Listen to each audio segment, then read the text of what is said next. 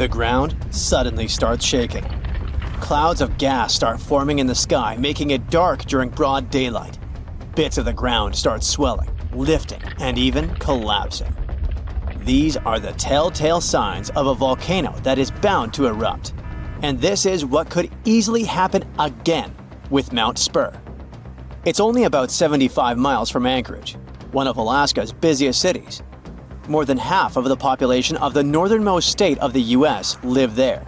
There's also a huge amount of air cargo that passes through its international airport daily.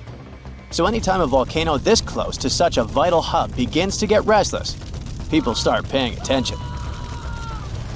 Just FYI, approximately 350 million people in the world live within the danger range of an active volcano. That means that around 1 out of 20 people live in an area at risk of volcanic activity. Alaskans probably wish that Spur's reawakening was fiction, but it's actually true.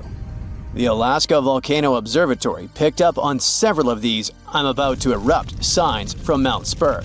So much so that they raised the alert level to yellow, which means unrest above normal background levels. Spur erupted twice in the 90s, and it was pretty intense. If we were ranking volcanic eruptions on a scale from 1 to 10, these eruptions would rank a 6 or 7. Not that terrible, but still worth 10 to 17 million in damages. However, these numbers are nothing compared to Alaska's 1988 Redoubt eruption, another volcano that erupted and summed up a staggering $345 million in damages. Mainly because its ashes hit aircraft engines, such as the KLM 747 that lost power after all its engines went off due to the ashes. If people weren't paying attention to Alaska's unstable geology before that, well, they surely started to after it. When you think of the hazards of volcanic activity, the first thing that might possibly pop in your mind is Pompeii, Italy. Of course, that's the worst-case scenario, a city being engulfed by lava. Spur may seem innocent compared to Vesuvio, but it still took its toll. The last time it erupted in the 90s, and it threw volcanic aerosols over 60,000 feet into the atmosphere. Let's get our science straight here. Think of volcanic aerosols like liquid particles that are released into the atmosphere during an eruption. These particles are usually created when gases from a volcano, such as sulfur dioxide, combine with water and other particles that exist in our atmosphere. These aerosols can actually cool the Earth's surface since they reflect sunlight directly back into space. And that's not the worst part. It can stay in the atmosphere for several years after an eruption, causing lots of health issues. The eruption unleashed blazing fast avalanches of hot gas and ash called pyroclastic flows, along with thick, muddy floods known as lahars.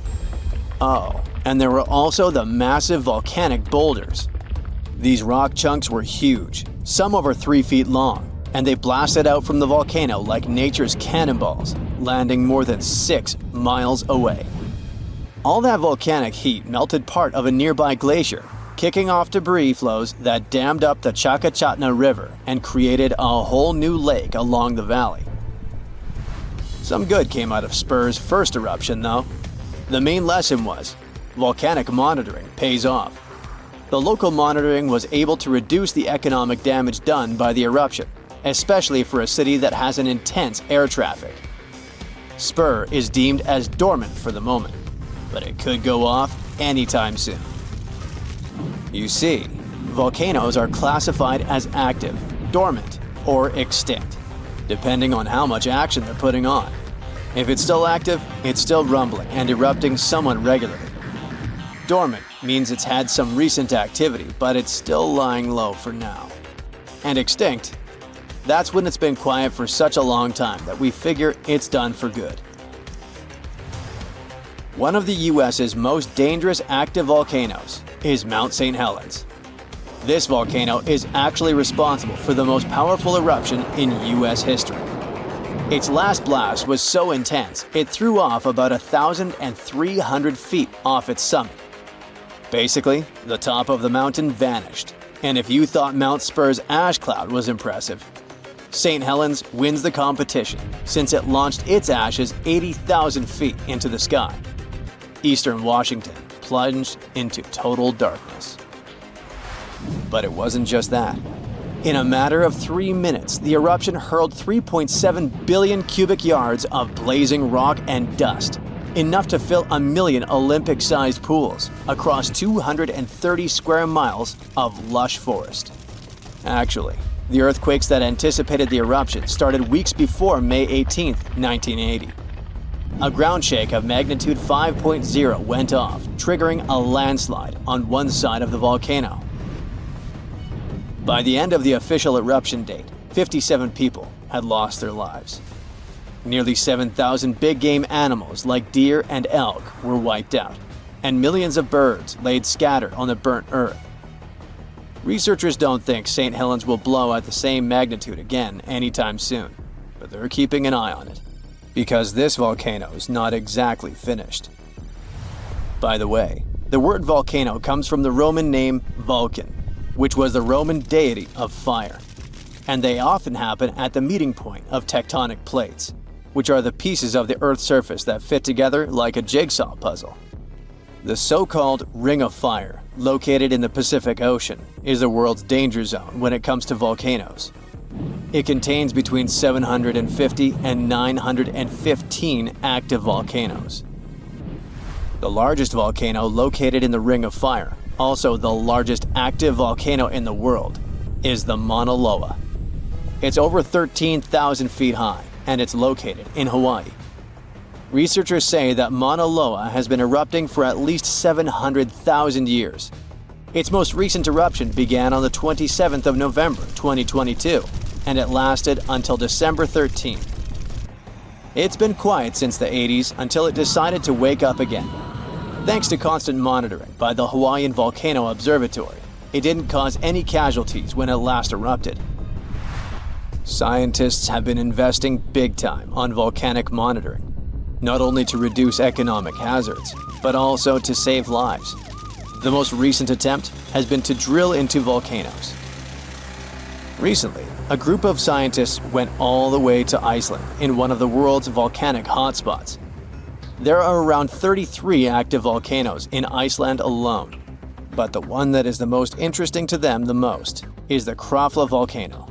The Krafla has erupted around 30 times in the last 1,000 years, and its most recent eruption was in the mid-1980s. The project, named Krafla Magma Testbed, or KMT for short, is hoping to advance the understanding of how magma behaves underground. The main advantage of this drilling research is predicting the risk of eruptions, but it can also help to push geothermal energy forward. I mean, can you imagine having electricity that is run by the limitless source of volcano power? The KMT team will begin drilling holes deep into volcanic ground in 2027. They're aiming at reaching over a mile into the ground. After all, it's different to monitor lava activity when it's on the surface than when it is still below ground. This will allow researchers to listen to the pulse of the Earth, according to them. They're saying this research is as revolutionary as the first time man went to the moon. Oh, and speaking of that, I was shocked to discover that volcanoes exist all throughout the solar system. Yep, other planets and moons have volcanoes too. The largest volcano in our solar system is Olympus Mons on Mars.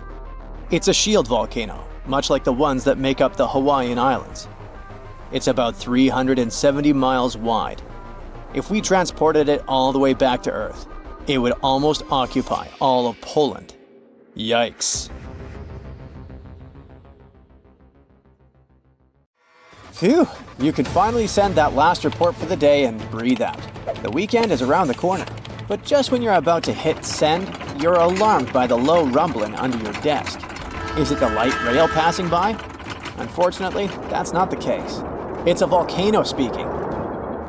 What, here? In Arizona? That's right, the ground keeps shifting under Arizona, reminding us that Earth is alive. No panic though. Let's arm ourselves with some context. 20 American states have extinct, active, and dormant currently sleeping, volcanoes. Among such states, you can find California, New Mexico, Nevada, Utah, and Colorado. On the bright side, Arizona's volcanoes are dormant at the moment, but it doesn't mean they won't go off in the near or not so near future.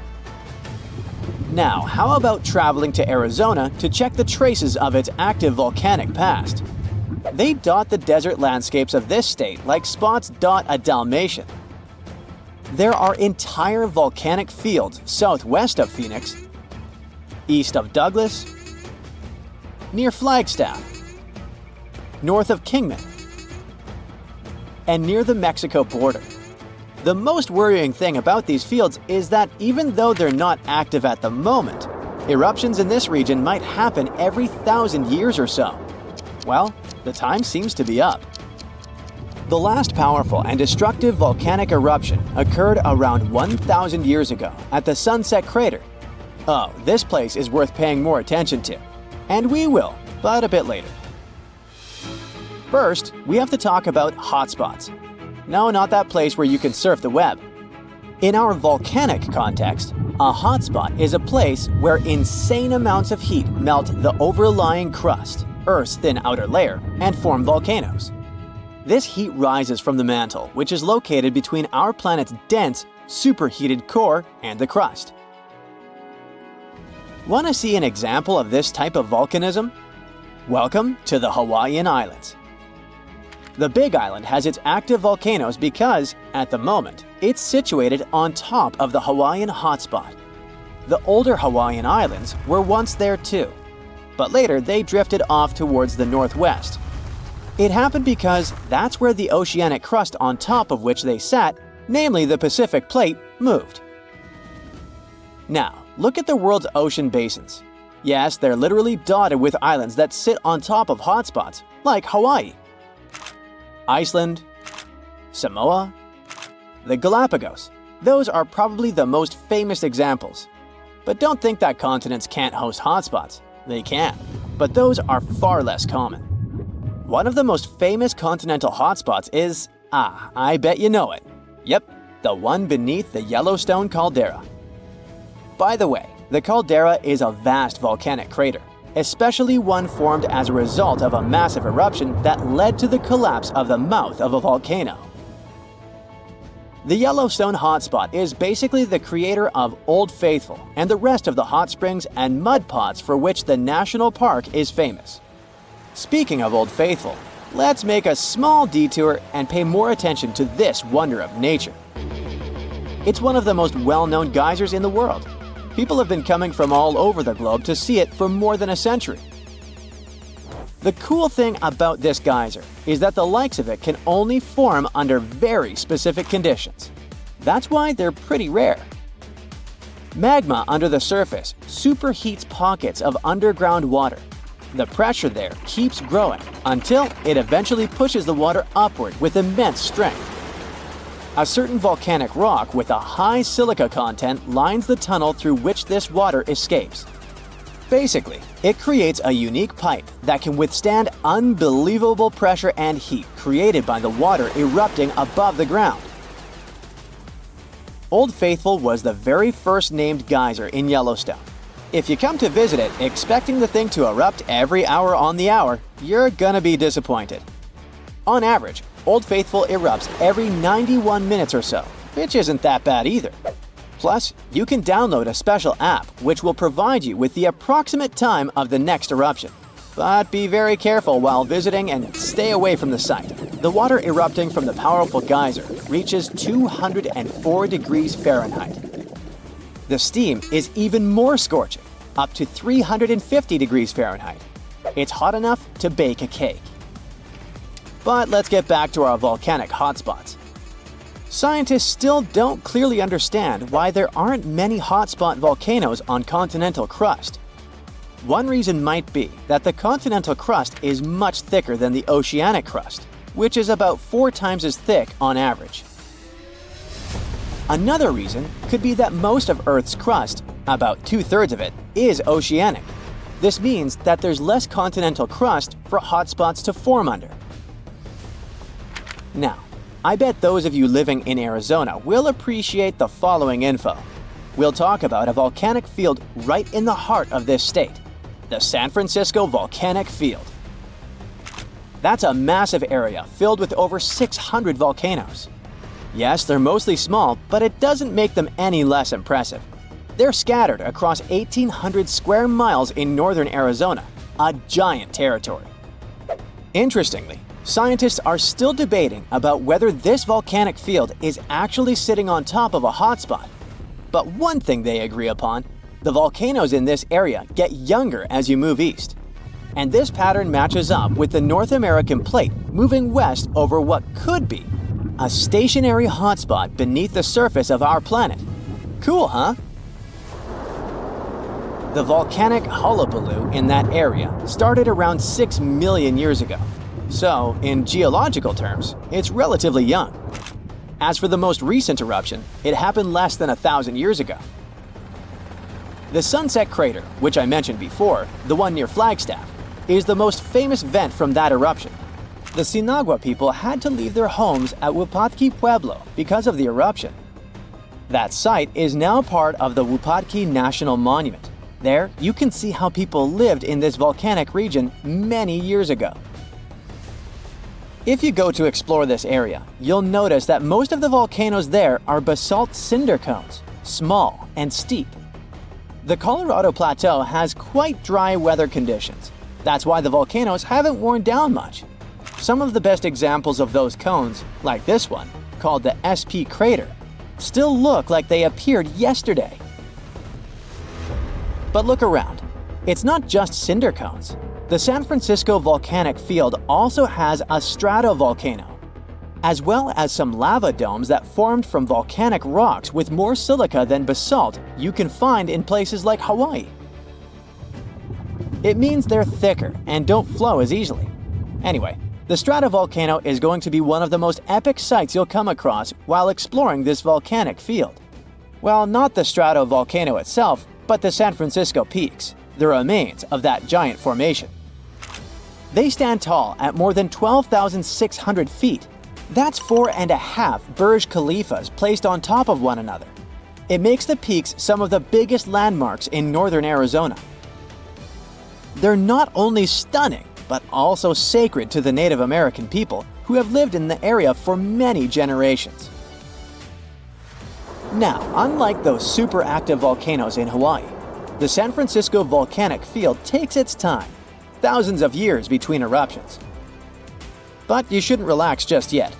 Geologists say another eruption is likely to happen one day.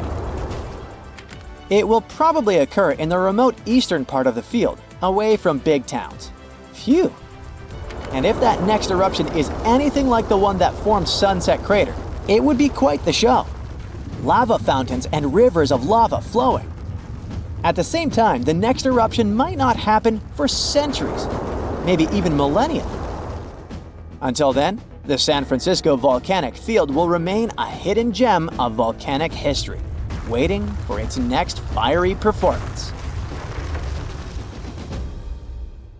Okay, watch your step now.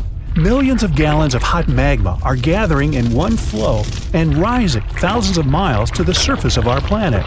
A massive fracture in a tectonic plate shakes the ground and fills the air with a loud hum. Fire, gases, lava erupt from the dark, unexplored depths of Earth's crust. A planetary-scale catastrophe has just happened, and no one's noticed it. Now imagine you're having fun on a luxury yacht somewhere in the southwestern Pacific Ocean, drinking cocktails and sunbathing. At this moment, one of the most powerful volcanic eruptions in the planet's history is happening right below you. But you don't feel anything. You don't even drop your glass. Yeah, you can hear a strange sound coming from the ocean depths. You see foaming water and pieces of pumice floating up to the surface. But it doesn't bother you much.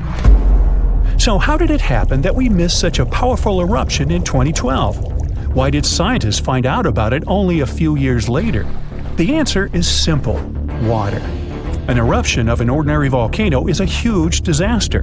There are incandescent liquid metals and molten rock containing almost the entire periodic table inside our planet.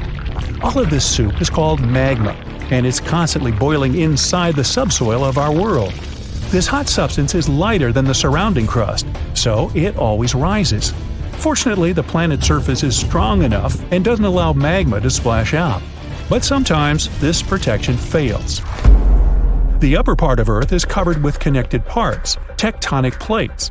These plates collide with each other and then move apart. Imagine a big moving mosaic puzzle where all its parts are tectonic plates. And when a small part of this puzzle gets separated from another, magma immediately comes up. These unstable fault sites with leaking magma are called volcanoes. And when they erupt, it gets hot. Lava flows out of the vent and burns all the vegetation around. This is accompanied by earthquakes and thick black smoke. If a volcano spits out magma too high, it falls back to the surface in the form of fire rain. But the worst thing here is ash. It's not that ash that's left in your grill after a good barbecue, no. Volcanic ash consists of solid particles harmful to any organism. These particles are not burnt wood, but various chemical elements. Volcanic ash is sharp, dense, and tangible. It can block sunlight, cover and destroy all plants, settle in your lungs. If you get too close to an erupting volcano, well, you better have a fireproof suit, oxygen tanks, a gas mask, and an underground shelter. Then you might survive, but there's no guarantee. At the same time, if an eruption occurs underwater, you don't need to worry about it. Of course, if you're not a marine biologist studying coral reefs nearby, or if you don't travel past that area in a submarine. In that case, boy, you're in trouble. When an underwater volcano erupts, this shakes a colossal area, heats the water, destroys the seabed. But almost nothing happens at the surface. The enormous pressure of millions of gallons of water suppresses the destructive power of the volcano. Molten rocks shooting out of Earth's crust get pressed against the seabed. Yeah, a submarine swimming by would be thrown off course and might collide with solidified lava. Fortunately, no such cases have ever been recorded, but it can easily become a reality because underwater eruptions happen pretty often. More than 70% of all volcanic activity occurs underwater, and almost no one notices it. In most cases, these volcanoes immediately fall asleep after they erupt and never wake up again. But in 2012, something happened, and scientists couldn't ignore it. Big pieces of pumice, the size of a van, began floating up in the southeastern Pacific Ocean. These rocks covered about 154 square miles. There were thousands of them. They looked like a group of unknown floating mini-islands.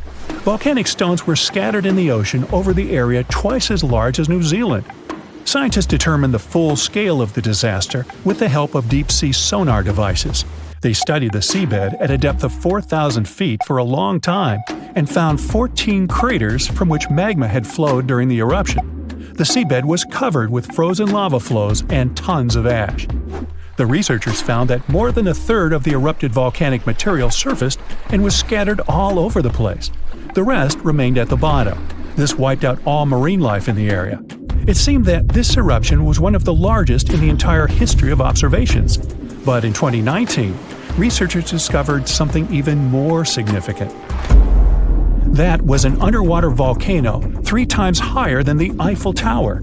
According to scientists' calculations, it ejected between 30 and 1,000 times more molten rock than the previous volcano. This monster had been feeding from the world's deepest magma reservoir we know about. Seismic activity here was so devastating that it destroyed everything around. Fortunately, not for long. After any eruption, life reappears like a phoenix rises from the ashes. And it's not just a figure of speech. Volcanic ash and lava around the volcano contain many useful mineral elements. All of them nourish the soil and help microorganisms develop on land and in the water. For this reason, there's usually so much vegetation, flowers, and trees around volcanoes. And underwater volcanoes can eventually form islands. This is a long process that ends with the appearance of a massive piece of land above the water surface. To understand how this happens, you need to go back millions of years. So, let's go. See this underwater volcano? There are sea dinosaurs, giant sharks, and ancient fish swimming around. Now, the seabed starts shaking. The volcano releases tons of magma and ash. The water pressure immediately pushes all this stuff back to the bottom. The eruption can continue for a long time. The released magma raises the seabed. After hundreds, maybe 1,000 years, a new eruption begins. New magma flows create a new layer above the previous one. Over millions of years, layer by layer, the volcano is growing. It's slowly rising, thanks to constant eruptions. Of course, with time, some volcanoes go dormant, but this one continues to erupt. And then, one day, the volcanic rock reaches the surface and an island emerges. After many more years, the volcano can fall asleep. After this, life is likely to appear on the island. Grass, flowers, trees, animals. The area that was once ruined seabed is swarming with life now. Volcanic islands have unique ecosystems because they develop separately from all the continents. Observing such islands helps scientists understand how life on Earth evolves. New species of birds, animals, insects can live on these chunks of land. Hundreds of islands around the world appeared thanks to eruptions of underwater volcanoes. You can find them in Hawaii, Indonesia, Iceland. Many of them are inhabited by people who build villages and towns there. There were cases when a volcano erupted when people literally lived on top of it. That's what happened on the small island of Aogashima, located to the south of Tokyo. People built a beautiful town right in the crater of an active volcano. And in May 1785, an eruption began. Nobody expected this to happen. At some point, thousands of birds rose in the air and flew away from the island. Then the ground began to shake. A heavy, low sound shook the air. Thick smoke appeared above the top of the green volcano. The crater started spitting dirt, huge rocks, and red-hot pieces of magma into the sky. The disaster lasted several weeks. People somehow managed to evacuate. Then, finally, the volcano calmed down. After that, a long process of recovery started. The inhabitants of the town rebuilt houses, roads, infrastructure. More than 200 years have passed since that moment, and during this time, the volcano never woke up. And despite the risk of a new eruption, people continue living there. The population is growing. Many people from other cities and countries come to live there. The main reason everyone loves this place is that it looks like a paradise. Nobody wants to leave the island. There are thermal springs where you can bathe, dense jungle with many beautiful animals and trees. The soil is rich, and you can grow tasty fruit and vegetables there. The water near the coast is swarming with fish. Every day, you can enjoy the incredible landscapes of the island. Seismological services constantly monitor the situation and watch the volcano's activity, listening for a rumble that may someday come again. Imagine standing in the middle of Europe 40,000 years ago. The landscape is rough, cold, and unforgiving. Fast food is scarce, and there's no internet. Suddenly, from out of the woods steps a figure, stocky, strong, and with a face that is quite unusual. This human looks similar to us, but something about them is different. Their brow is heavy, their nose is broad, and their body seems to be built to fight nature itself. Well, congrats! You've just met a Neanderthal. You might have thought that Neanderthals were basically ancient humans, but that's not really true. We come from the same genus called Homo, but we, all modern humans, belong to one same species called Homo sapiens. However, there used to be lots of human species before, and Homo neanderthalensis was just one of them. And they actually were kind of cooler than us. So what in the world has happened to them? Neanderthals lived for a long time, for about 360,000 years, across Europe and parts of Asia. 40,000 years ago, the place we now call southern Italy was sitting on top of a huge disaster, a massive supervolcano called Completeness. This big boy is huge, about 9 miles wide. That's about 10 to 20 minutes in a car to get across it all. But there were no cars then, remember? At the time, it was quiet for a while, but one day, suddenly, it blew in what became one of the biggest volcanic eruptions Europe had seen in 200,000 years.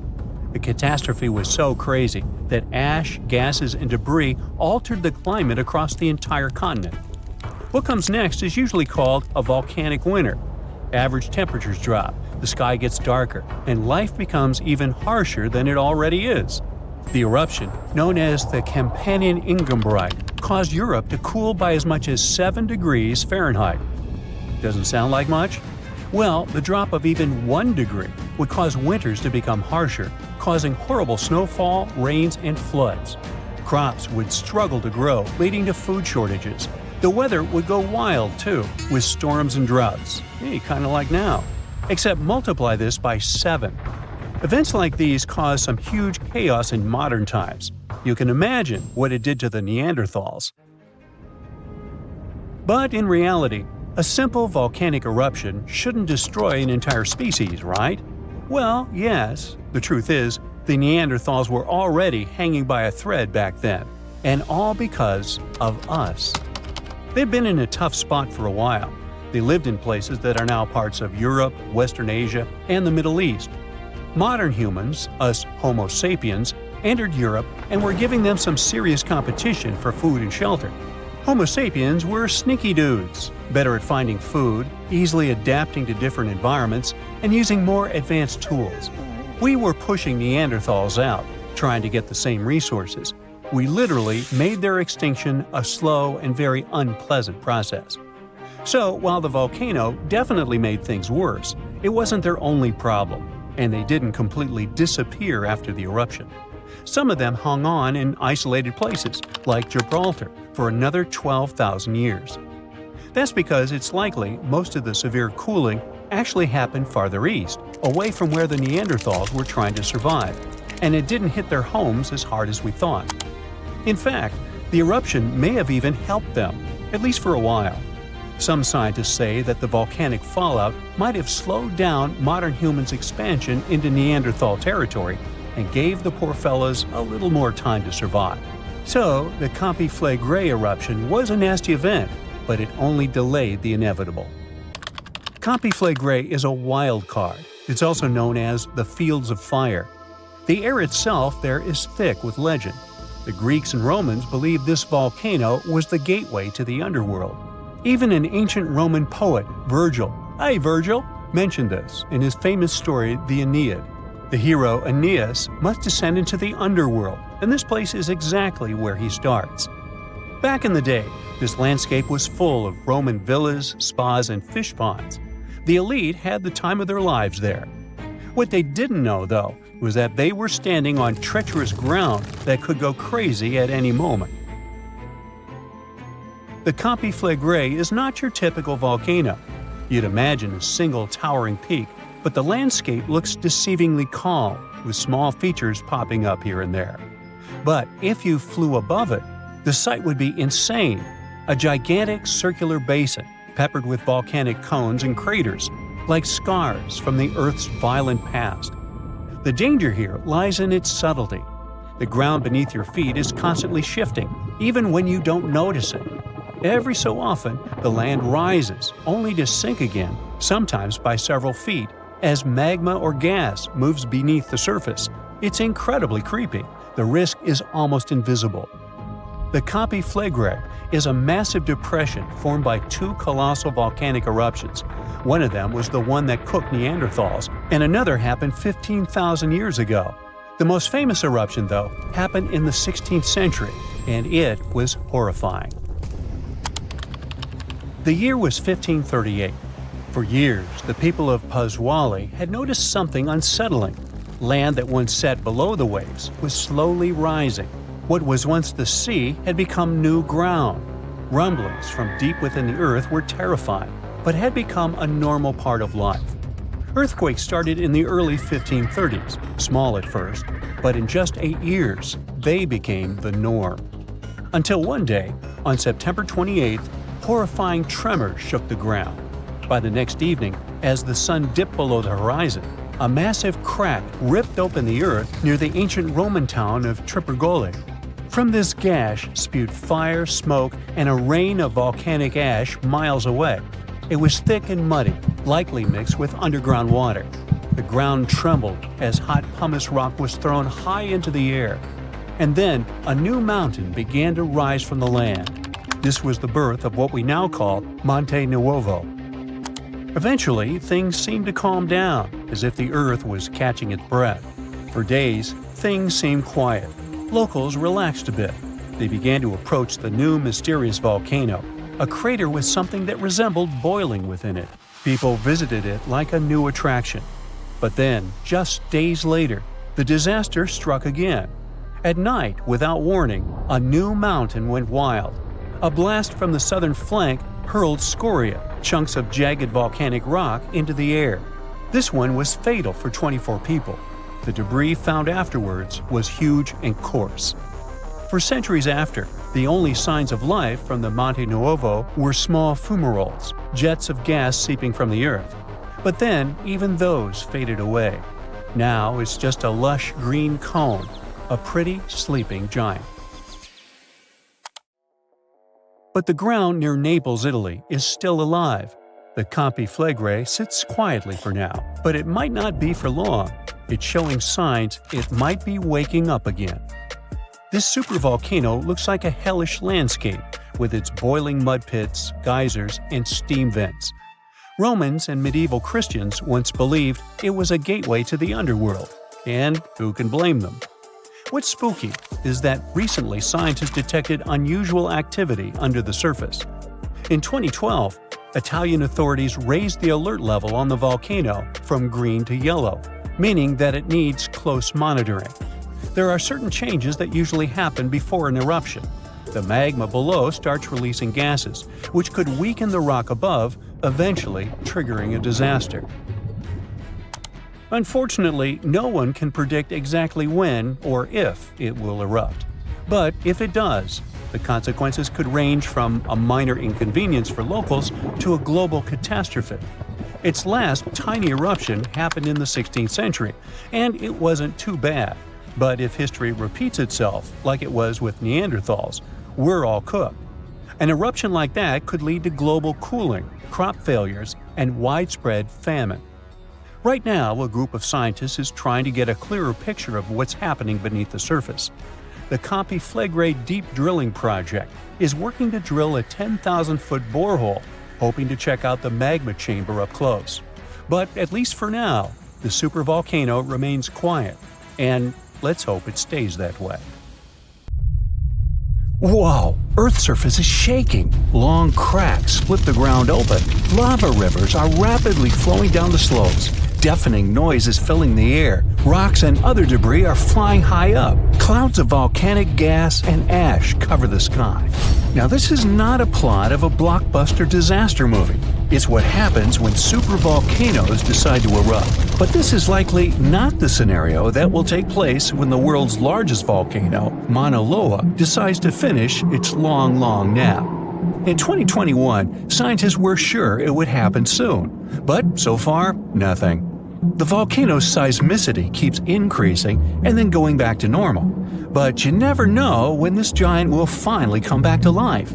That's why experts have been monitoring geological activity on Hawaii's largest island for quite some time. The Big Island of Hawaii is made up of 5 volcanoes, including the most active on the planet, Kilauea, and the largest, Mauna Loa.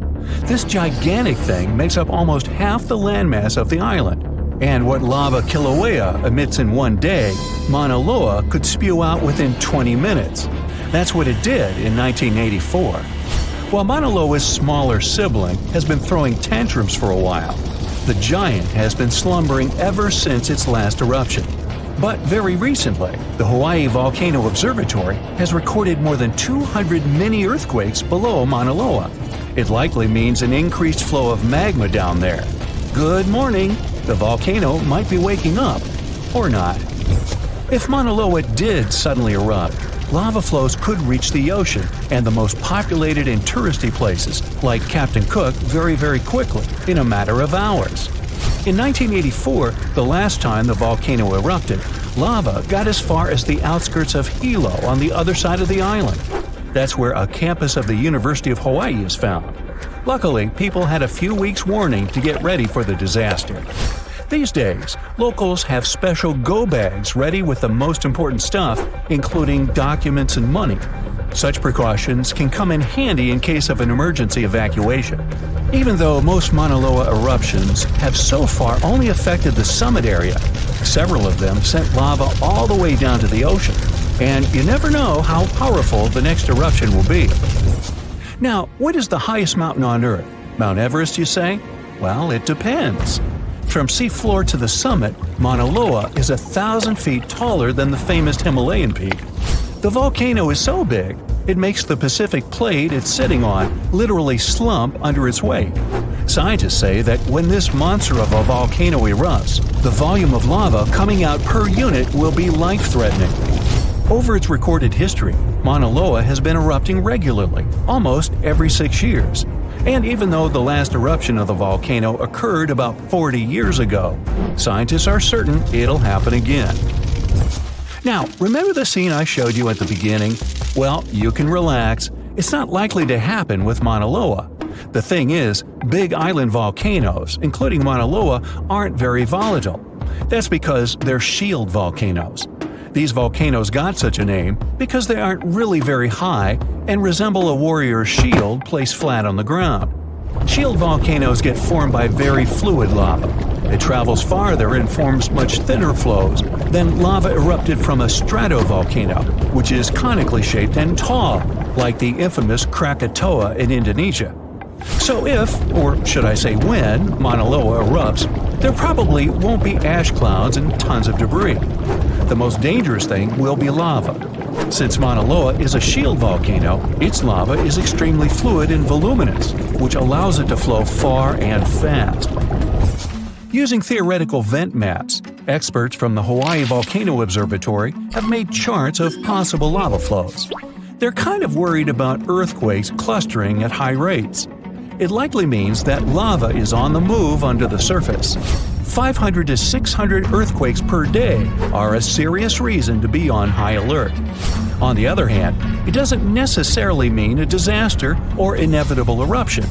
Around a decade ago, several earthquakes that happened at the same time signaled that something was happening under Mauna Loa. But an eruption didn't occur. Instead, half the volcano shifted a bit to the south. This way, it probably gave more room to magma so that it had enough space to stay beneath the surface. Now, let's get back to the catastrophic eruption we saw at the beginning of the video. That's what often happens when a supervolcano erupts. Those are volcanoes that have at least once had an eruption with a volcanic explosivity index of 8, which is the largest recorded number on the index. Supervolcanoes are often extremely large, with no cone at all. That's because they're typically the remains of gigantic magma chambers that once flared up, leaving behind a caldera. They're usually found over hot spots. Supervolcanoes can produce super eruptions, and when they do, they blow more than 240 cubic miles of ash, molten rock, and hot gases up into the air. In other words, 4 super eruptions could fill the Grand Canyon to the brim. Supervolcanoes get formed when gigantic volumes of scorching hot magma are trying to escape from deep underground. This magma rises close to the surface but can't break through Earth's crust. That's why a huge pressurized pool of bubbling magma gathers at a depth of only several miles. The pressure keeps growing because more magma is trying to get to the surface until, bam, a super eruption occurs. The most recent super eruption happened in New Zealand. Well, when I say recent, I mean around 26,500 years ago. Nah, I wasn't around then. That's when a supervolcano beneath the surface of Lake Tahoe spewed into the air more than 300 cubic miles of ash and pumice. Imagine 500,000 Great Pyramids of Giza flying up at the same time. That's how incredibly powerful that eruption was. But the most exciting and confusing thing about the eruption was that the Tahoe volcano simply didn't go off like many others. At first, everything was going as usual. More than 200 square miles of magma had built up under the surface, and the pressure was getting higher and higher. But after the rock cracked and the first part of lava rushed out of the crater, something went wrong, and the supervolcano took a break. Only several months later, the disastrous eruption shook the ground, and thousands of tons of lava, rocks, and ash flew high into the atmosphere. But the age of supervolcanoes isn't over. The most infamous of them all is probably the one in Yellowstone National Park. This giant handles at least 3 mega-powerful eruptions, and who knows how many smaller ones. If this monster erupted anywhere as strongly as it did 2.1 million years ago, it would spit out more than 588 cubic miles of red-hot material. You can probably picture it more vividly if I tell you that this volume is comparable to 65 million Capitol rotundas in Washington, D.C. piled together. Wow. Anyway, scientists are sure that Yellowstone doesn't present any danger these days. For an eruption to happen, magma inside must be at least 50% molten. With the Yellowstone caldera, this number is just 5 to 15%. But of course, Yellowstone isn't the only supervolcano on our planet. There's also New Zealand's Tabo you already know about, Japan's Eruption, California's Long Valley, Indonesia's Toba. Any of them can one day produce a super eruption. There are also several so-called supervolcanoes that haven't lived up to this name yet because they've never produced anything like a super eruption. For example, in 1883, Indonesian volcano Krakatoa went off. The power of the eruption tore the volcano's walls open, and cold seawater rushed into its molten insides. The difference in temperature made the volcano blow up with a deafening boom. It was clearly heard 2,000 miles away in Australia. It earned the blast the title of the loudest sound in history. But even though the consequences of this event were truly catastrophic, it still turned out not powerful enough to be called a super eruption. Frankenstein, unreasonably cold weather, and tons of lava. What do these things have in common? They all trace their origins back to Mount Tambora. This volcano in Indonesia had such a massive impact that the aftermath could be felt in Switzerland even a year later. And these spots are thousands of miles apart. Soon, we might be facing something similar again. Stick around because I'm about to reveal the exact spot where the next eruption is expected to happen in 2025. Back in 1815, Mount Tambora erupted with unprecedented force, sending a colossal cloud of fine particles into the atmosphere. This cloud reflected sunlight, leading to global cooling and even the year without a summer in 1816. Temperatures plummeted, crops failed, and families worldwide faced food shortages, compounded by various health issues. Fun fact: Frankenstein appeared because of abnormally cold weather in the summer of 1816. The author got stuck indoors in Switzerland and wrote this story to pass the time. But that is the only positive aftermath. In England and Ireland, people struggled to find food.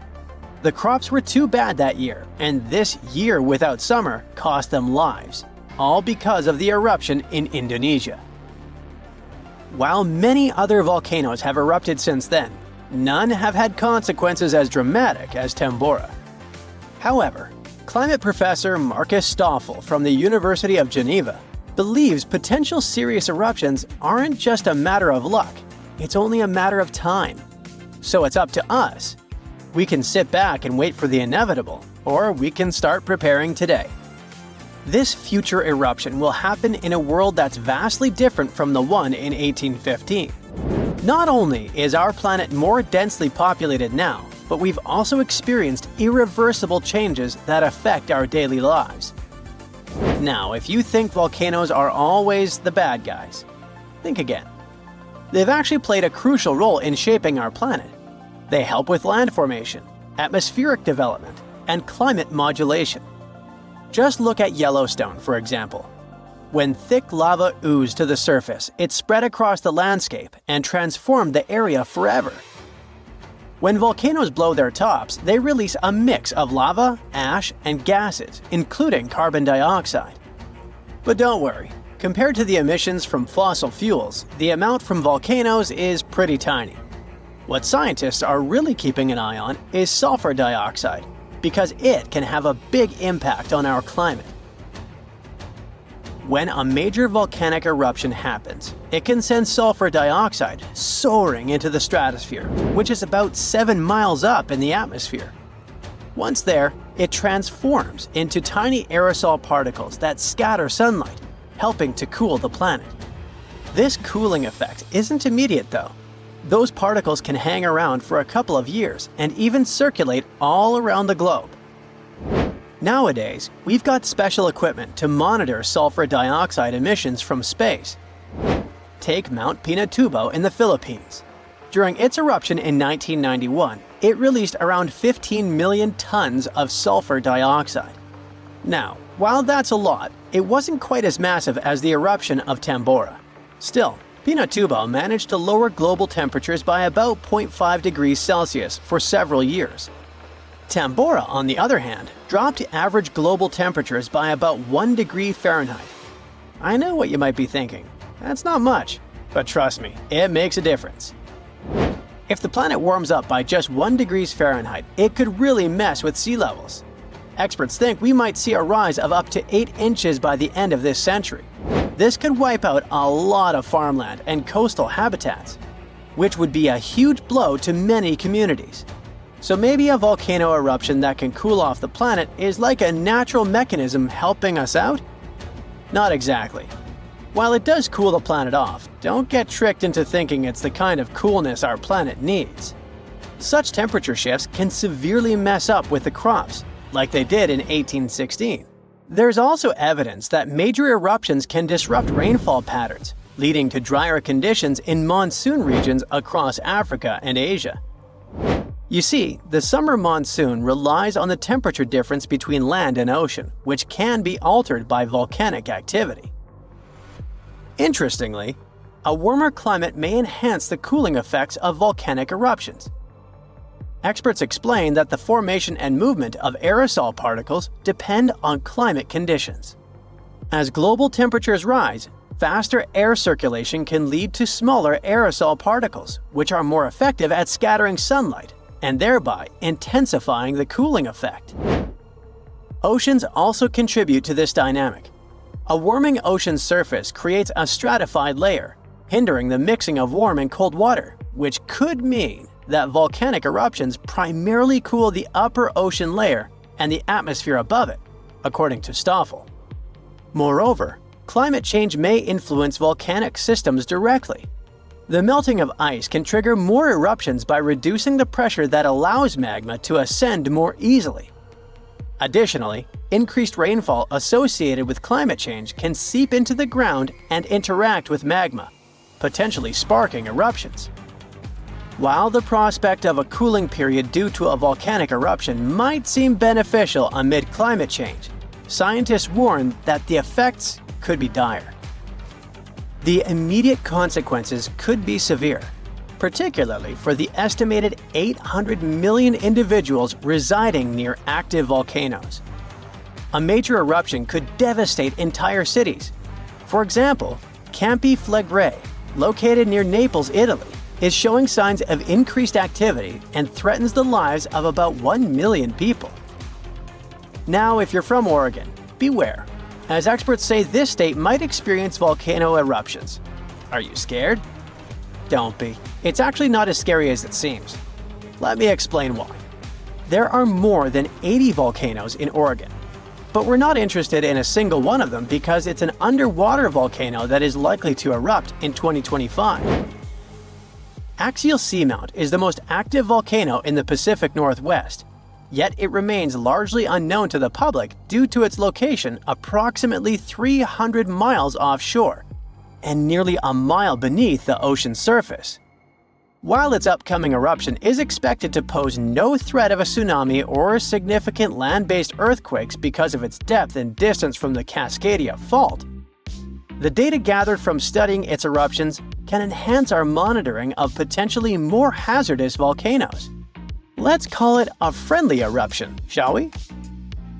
In reality, predicting eruptions is a complex endeavor. We often encounter alarming headlines, such as, "Yellowstone is about to erupt." Should we take these claims seriously? Not really. Yes, Yellowstone sits atop an active supervolcano that has experienced 3 major explosive eruptions in the past 2.1 million years. The last eruption occurred approximately 70,000 years ago, with the most significant explosion taking place around 631,000 years ago, forming the massive Yellowstone caldera. Naturally, many people are curious about whether Yellowstone will erupt again and when that might happen. Fortunately, scientists are employing new techniques to delve into these questions.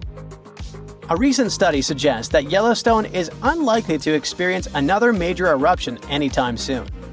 The reason is that the magma beneath the park is divided into a network of separate chambers. While there is a substantial amount of magma present, it's not sufficiently interconnected to support an eruption. Previous studies proposed that the existence of a massive layer of magma beneath Yellowstone, but these latest findings change that notion.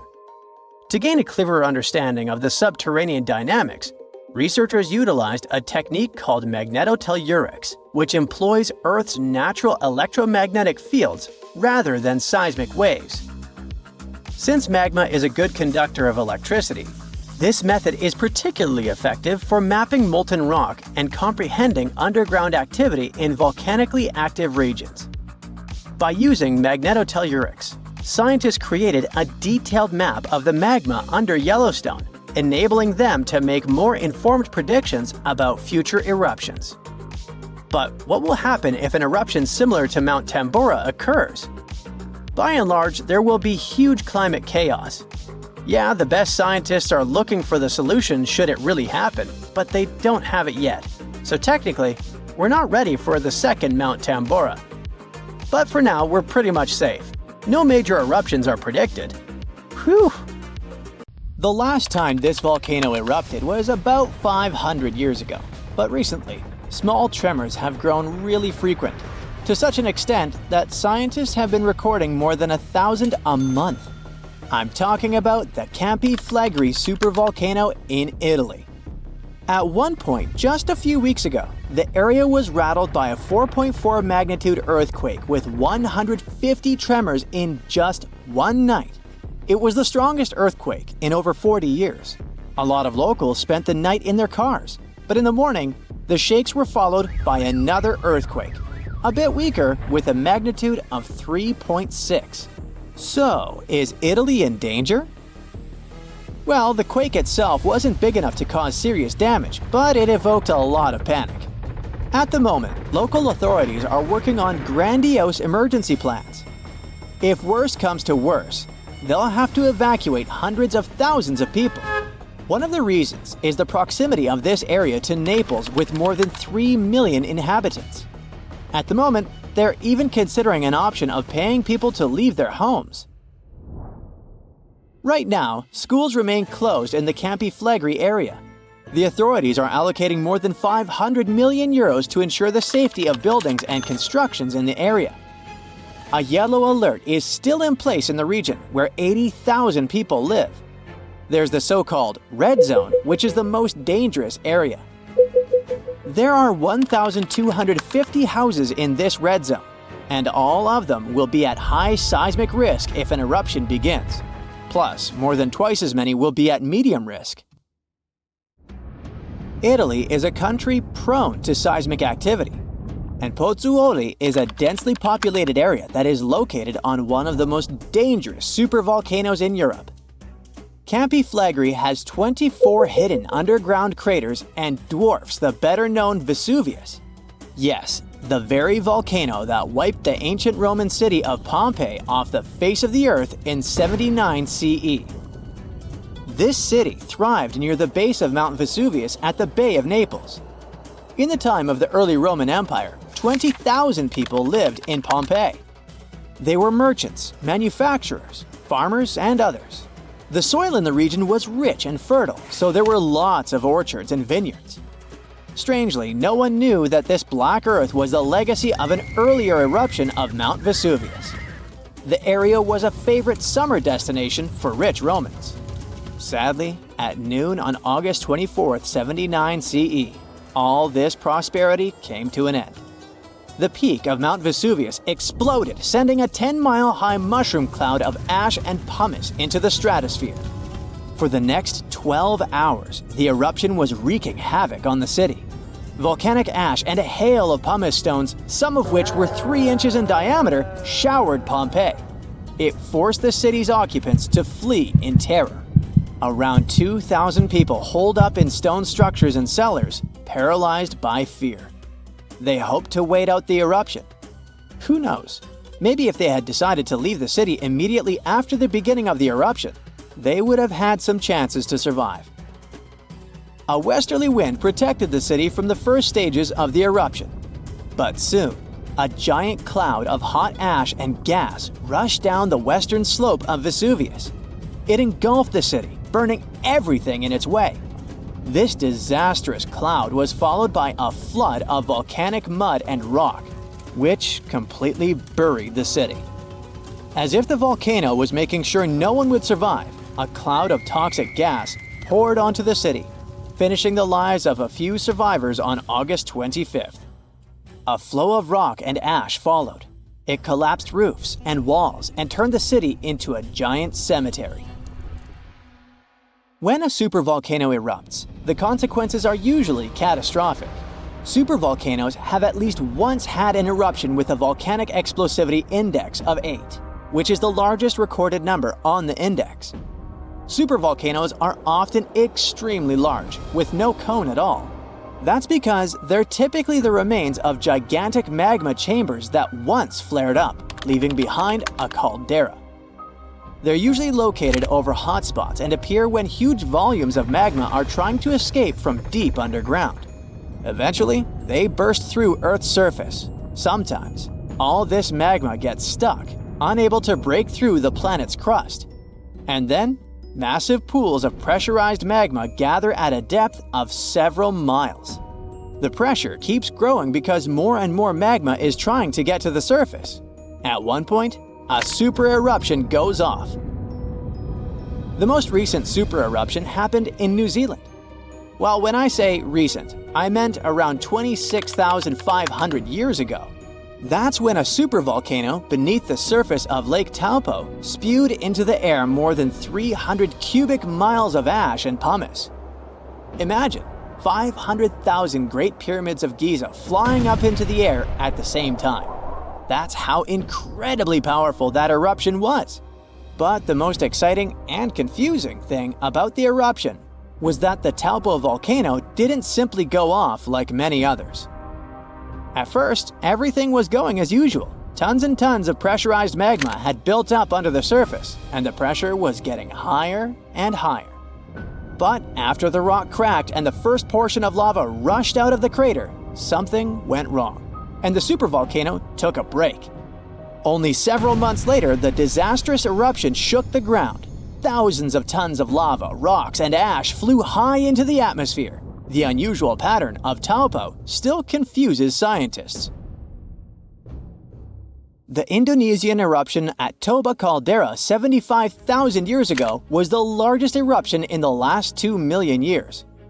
Experts estimate that the eruption could have released hundreds of thousands of tons of sulfuric acid, which might have even caused a several-degree cooling of the planet's surface.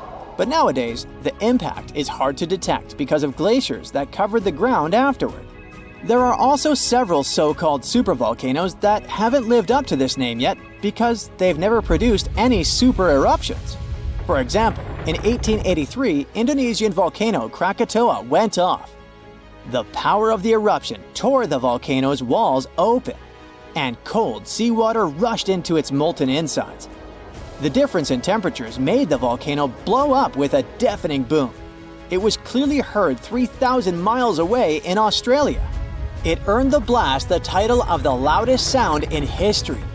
But even though the consequences of this event were truly catastrophic, it still turned out not powerful enough to be called a super eruption. It only had a volcanic explosivity index of 6. Then, there's also Mauna Loa. It's a shield volcano, which means it won't produce explosive eruptions, but its sheer size makes this monster of a volcano extremely dangerous. At the moment, the volcano seems to be at peace with its surroundings. Research equipment doesn't show any signs of activity on Mauna Loa, but if Mauna Loa did suddenly erupt, lava flows could reach the ocean and the most populated and touristy places like Captain Cook very fast, in a matter of hours. The last time the volcano erupted, lava got as far as the outskirts of Hilo on the other side of the island. That's where the University of Hawaii is located. Luckily, people had a few weeks' warning to get ready for the disaster. Over its recorded history, Mauna Loa has been erupting pretty regularly, almost every 6 years. On the bright side, big island volcanoes including Mauna Loa aren't really very volatile. That's because they're shield volcanoes. These volcanoes got such a name because they aren't really very high and resemble a warrior's shield placed flat on the ground. Shield volcanoes are formed by very fluid lava. It travels way farther and forms much thinner flows than the lava erupted from a stratovolcano, which is conically shaped and tall, like the infamous Krakatoa in Indonesia. So, if Mauna Loa erupts, there probably won't be ash clouds or tons of debris. The most dangerous thing will be lava. Since Mauna Loa is a shield volcano, its lava is extremely fluid and voluminous, which allows it to flow far and fast. Our planet's biggest and meanest supervolcanoes are waking up. When they erupt, you'll surely notice it, even if you live thousands of miles away from the epicenter. Scientists are worried we might not have enough time to prepare and deal with the consequences of a supereruption. There's some volcanic activity close to the Italian city of Naples. And no, it has nothing to do with the famous Mount Vesuvius, but with another volcano. This one is harder to see as it doesn't have a tall peak like Vesuvius. But don't let this bad guy trick you. It could be way more dangerous than its giant neighbor. It does have a huge crater that's about 8 miles wide. This volcano is called Campi Flegrei, and it's actually one of the largest volcanoes in Europe, sitting under the town of Pasquale. So, Campi Flegrei erupted 39,000 years ago with a bang so massive it spread ash across the whole Mediterranean region. It also caused the temperature to drop by over 16 degrees Fahrenheit across Eastern Europe. It was the biggest volcanic eruption in Europe in 200,000 years. Since then, Campi Flegrei has had smaller eruptions, and the last one happened in 1538. Now the area is full of small craters, hot springs, and bubbling pools, and they're all proof that this volcano is still very much alive and brewing something. Since the early 2000s, the ground in the giant crater and the town nearby have been slowly rising by about 1 to 1.5 inches every year. There were at least 150 earthquakes that shook this supervolcano lately. In May 2024, there was a 4.4 magnitude in the area, the biggest in the last 40 years. Residents had to leave their homes and camp outside, fearing there would be more earthquakes. No one knows how Campi Flegrei is going to behave in the following months or years, but the authorities are organizing evacuation exercises to prepare the population just in case. The Italian volcano looks like an innocent kitten compared to the real giants like Yellowstone. For a volcano to deserve the title of a super one, it must be able to produce catastrophic-scale eruptions and eject huge amounts of magma, ash, and volcanic gases. The Yellowstone giant meets these criteria. Even though it moves from time to time, the Yellowstone supervolcano hasn't erupted for 640,000 years. But when it does wake up, it might erupt with incredible power, about the same amount as 10 huge nuclear power stations can produce. Under the ground, beneath Yellowstone, there's a super hot area full of molten rock called magma.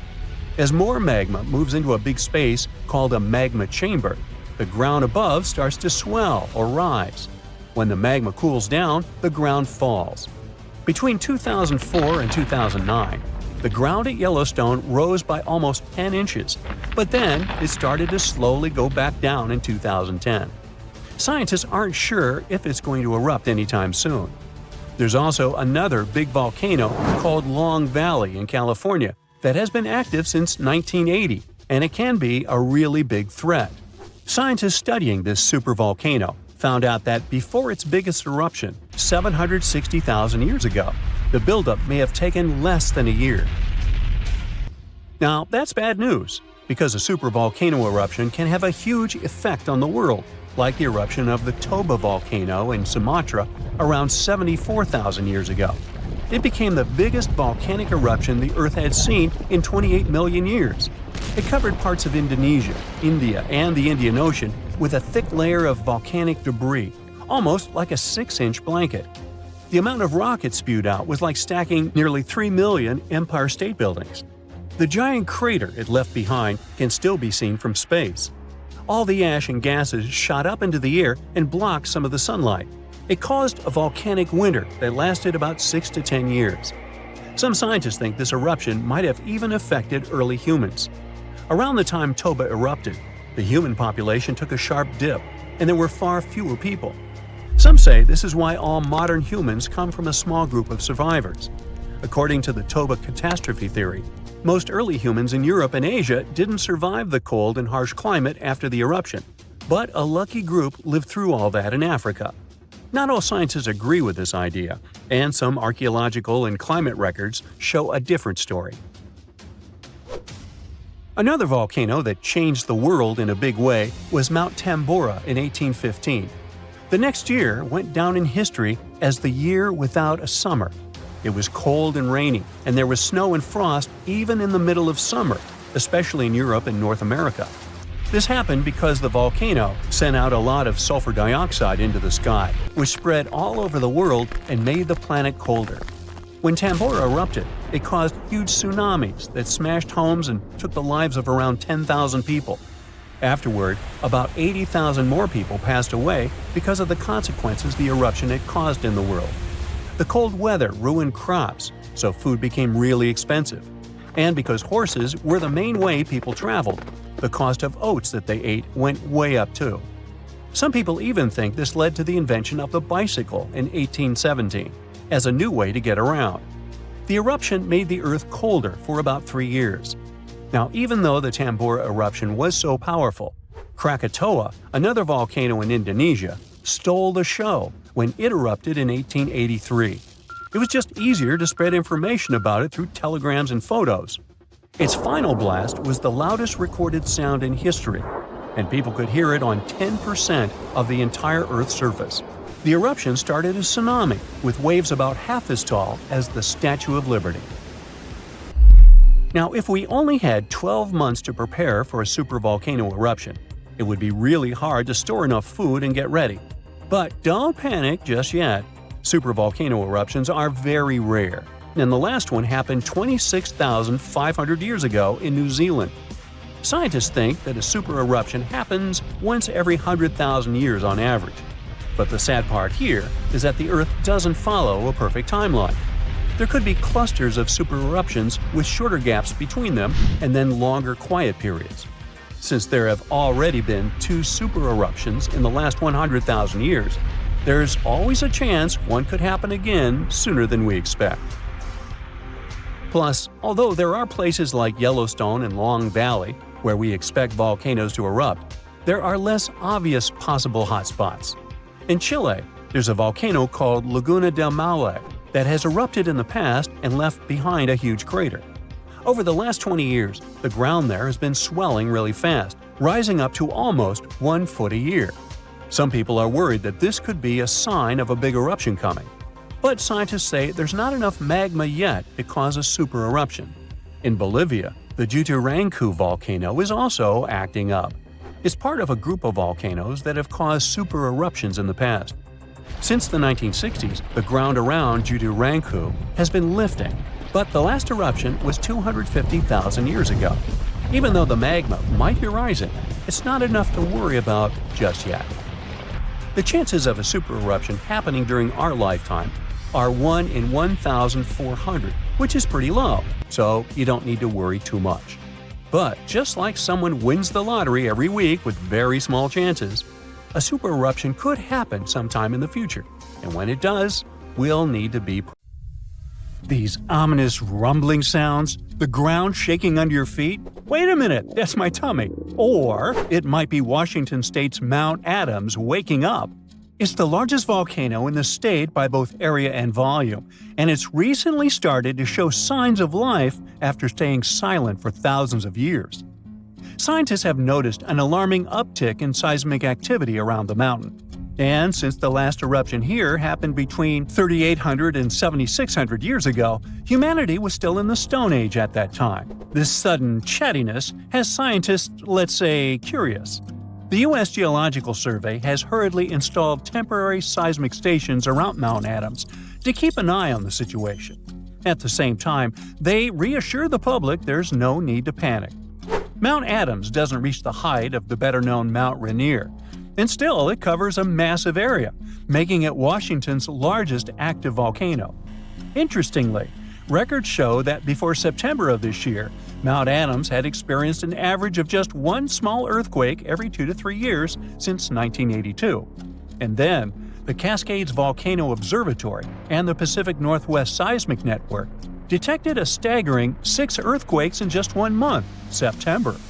These quakes were all rather tiny, with magnitudes ranging between 0.9 and 2 on the Richter scale.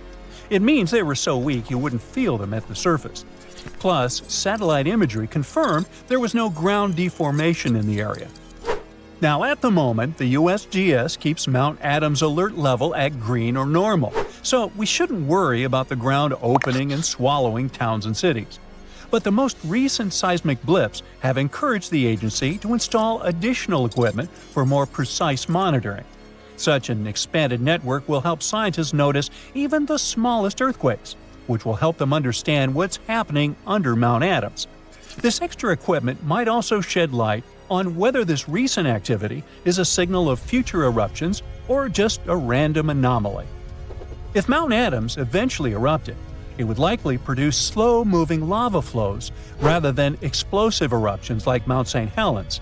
After all, past eruptions have only led to lava flows that travel just a few miles from the volcano. So that's not what we'd need to worry about.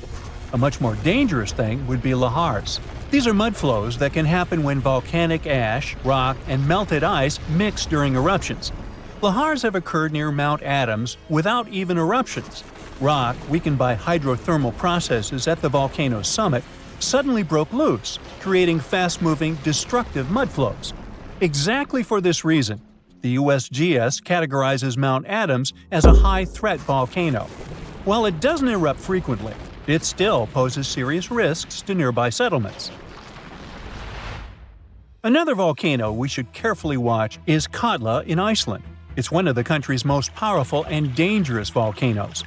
It last erupted over a century ago in 1918, but if it erupts again, it could be 10 times as powerful as another Icelandic volcano whose name I can't pronounce. See? That one erupted in 2010, completely disrupting air travel all over Europe. An eruption of Katla could release large amounts of sulfur dioxide, which could form sulfate aerosols in the atmosphere. Such aerosols reflect sunlight, which could even cause temporary global cooling. This phenomenon often followed catastrophic volcanic eruptions in the past. Although eruptions are common in Iceland, Katla's ash cloud would likely shoot higher into the sky and cover larger areas of Europe than that other one did. It would ground flights and negatively affect economies. If Katla erupted, it would also harm agriculture, water supplies, and air quality. In 2014, scientists noted that a large eruption could even cause a tsunami that might travel along Iceland's south coast and out to sea. But the potential impact of such a tsunami is still unclear. Katla tends to erupt on a regular schedule every 40 to 80 years, which means that another eruption is statistically very likely soon. That's why Katla remains under close scientific observation. The Canary Islands' Cumbre Vieja erupted recently in 2021, reminding people of its destructive potential. The lava flow from this eruption was devastating.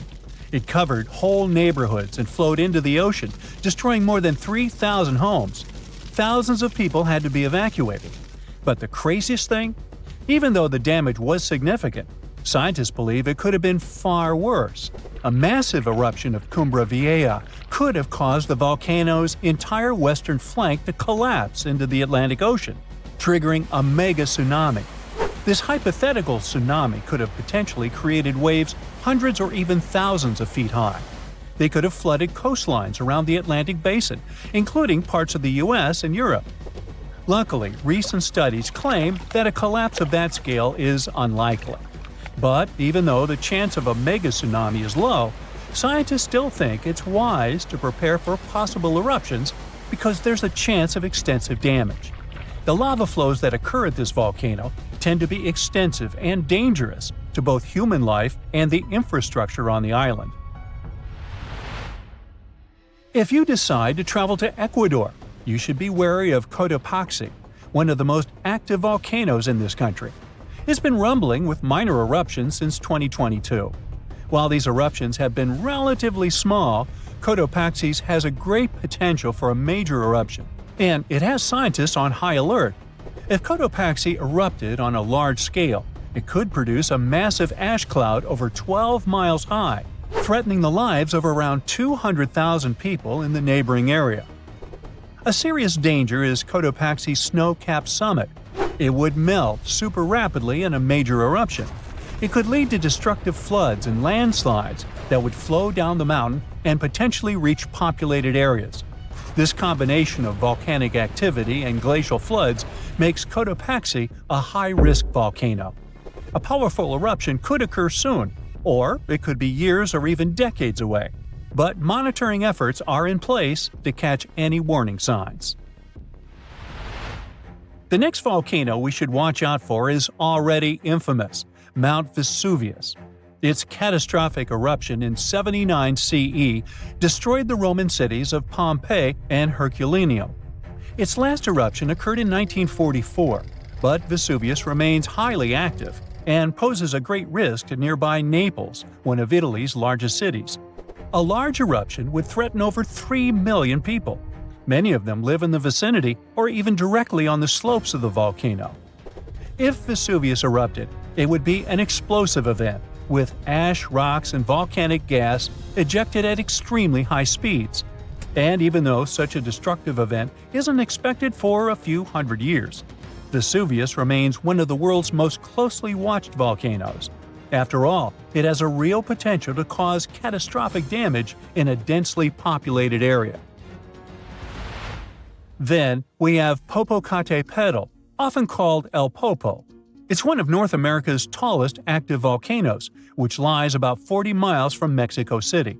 Exactly this proximity to a metropolitan area with a population of 22 million people makes Popocatépetl especially hazardous. A large eruption could send a massive ash cloud over Mexico City, causing widespread disruptions. Ash could clog the city's drainage systems, contaminate water supplies, and even cause power outages by short-circuiting electrical systems. Plus, lahars could rush down the volcano, reaching nearby towns. Popocatépetl has been showing near-constant seismic activity since the early 2000s, and smaller eruptions are pretty common here. In early 2024, there were 13 recorded minor eruptions, which alarmed nearby towns. At the same time, volcanologists consider such eruptions normal for Popocatépetl. While talking about super dangerous volcanoes, we can't skip Yellowstone National Park. It houses one of the world's largest supervolcanoes. Its last massive eruption occurred about 640,000 years ago. But if this monster were to erupt today, the impact would be much more devastating for the entire planet. States closest to Yellowstone, including Montana, Idaho, and Wyoming, would be most affected, likely experiencing disastrous pyroclastic flows. These flows, which are made of a dangerous mix of lava, ash, and gases, can obliterate everything in their path. Large parts of the country would also be blanketed in volcanic ash, over 3 feet in some areas. On a global scale, an eruption at Yellowstone would send tons of ash and gases into the stratosphere, potentially blocking sunlight and causing global temperatures to drop for a few years. This would disrupt agriculture, collapse transportation systems, and create food shortages on a massive scale. Still, even though there's a popular myth that Yellowstone is overdue for an eruption, geologists clarify that this isn't true. Volcanoes don't follow precise timetables, and the activity at Yellowstone doesn't indicate an imminent eruption. So yeah, that's good news.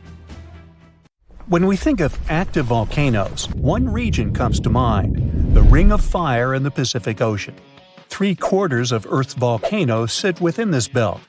Compare the area to Australia, which doesn't have any volcanic activity. The old continent of Europe is also calm, or at least we like to think so.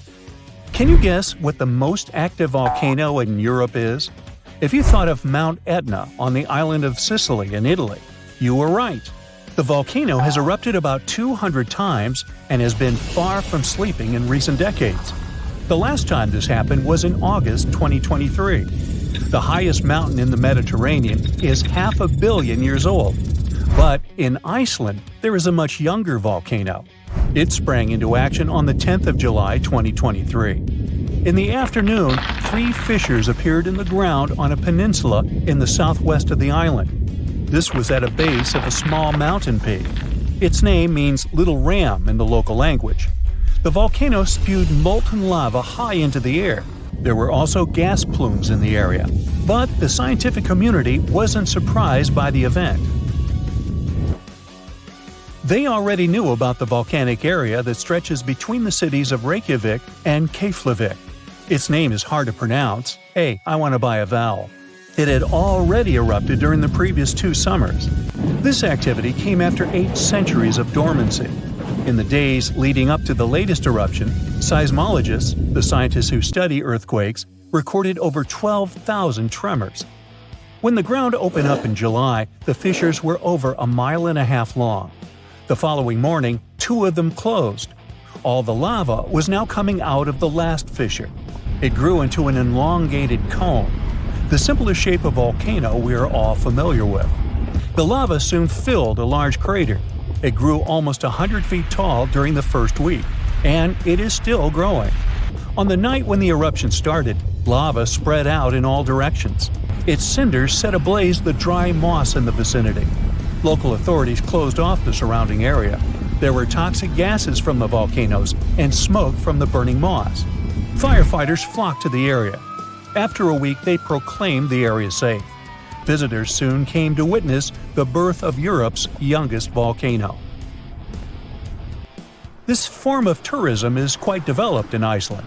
People come from all over the world to watch active volcanoes. The land of fire and ice is home to more than 130 volcanoes. Some 30 of them are active. Now, I know what you're thinking right now. Is volcano tourism safe? In Iceland, it is. The country's authorities research and constantly monitor all of the hotspots. The island is dotted with several dozen seismic stations. These help researchers accurately predict future eruptions, and emergency services are accustomed to these sorts of events. They can quickly cordon off danger zones. This is what happened in 2010. A volcano in the south of the island, the name of which everyone struggled to pronounce, erupted. It spewed out a plume of steam and ash that was 7 miles high. This wasn't a fun time to be an air traveler. Winds carried the enormous plume southeast toward northern Europe. Many countries closed their airspace for several days for safety reasons. The volcano erupted in March, but the Earth was shaking from January the same year, so seismologists knew that an eruption was approaching. When it comes to the continent's youngest volcano, the tourist infrastructure is already there.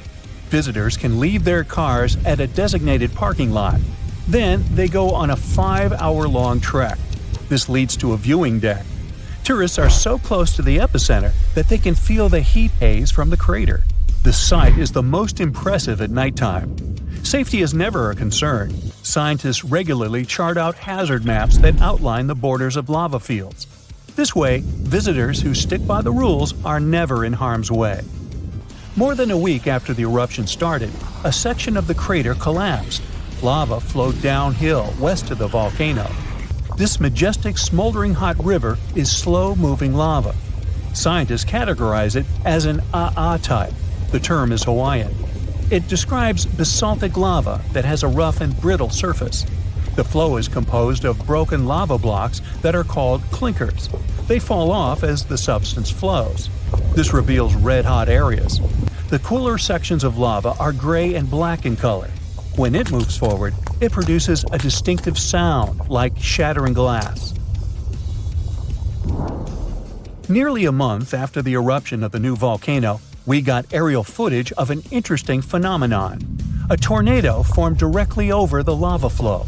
This occurs due to the high temperatures in the area. When the conditions are right, a column of heated air can easily turn into a mini tornado. Scientists observed a similar event happen during the 2018 eruption of Mount Kilauea in Hawaii.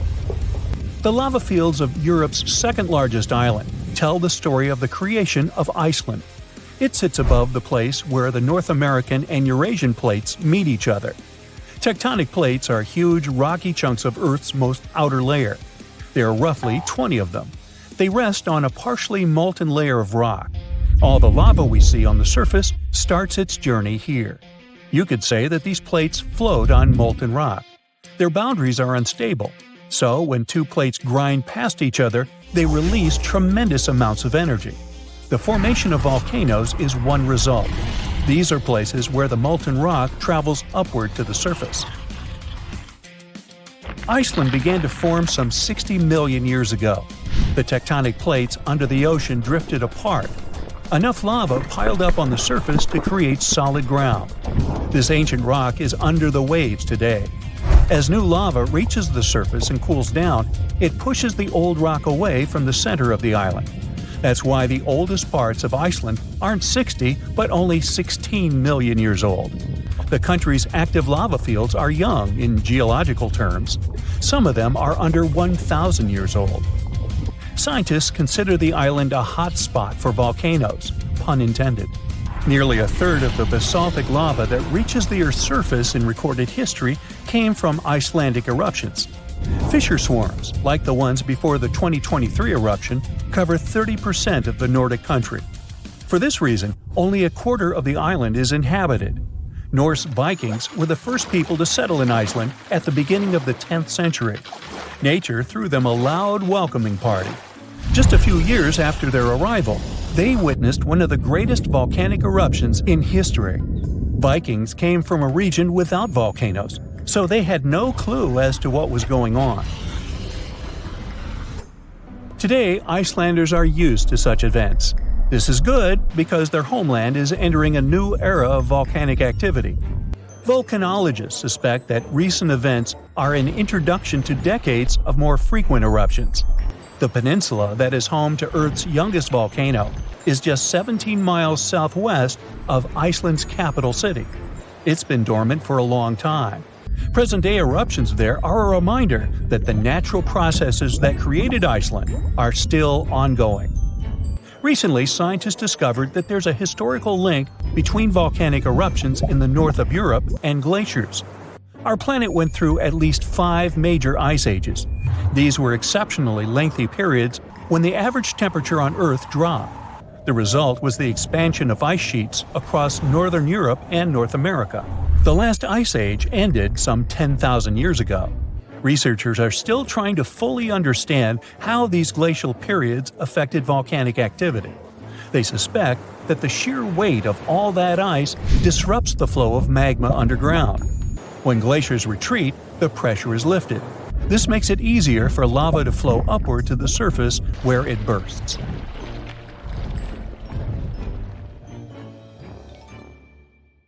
The ground shakes beneath you. The pictures rattle on the walls. You hear a rumble off in the distance. Then, boom, a deafening explosion. The shockwave blasts through the windows and sets off car alarms. You duck under the dining table for cover, but then you remember you live not far from a supervolcano in the middle of a tropical jungle. So, staying in one place isn't a good idea. The shaking finally halts. You take this chance to peek outside and see a giant cloud of smoke covering the sky. It's lunchtime, but you wouldn't know it. The sun is completely veiled and darkness falls. The power's out in the whole city. In this darkness, you see red molten lava shooting from the sky and spilling on the rim. You run outside along with dozens of your neighbors. Your priority right now, find safe shelter and fast. You think about taking the car, but with everyone running on the road, that's a no-go. So you run on foot where the crowd is going. Supervolcanoes are in a league of their own when it comes to natural disasters. Surprisingly, it's not all about size or height. A volcano is dubbed super if it erupts more than 240 cubic miles of magma. That's more than enough to overfill Lake Erie. It must also have a history of erupting and a magnitude of 8 on the Volcanic Explosivity Index. The largest active volcano on Earth is Hawaii's Mauna Loa. It's so big, it would cover the entire state of Rhode Island plus some.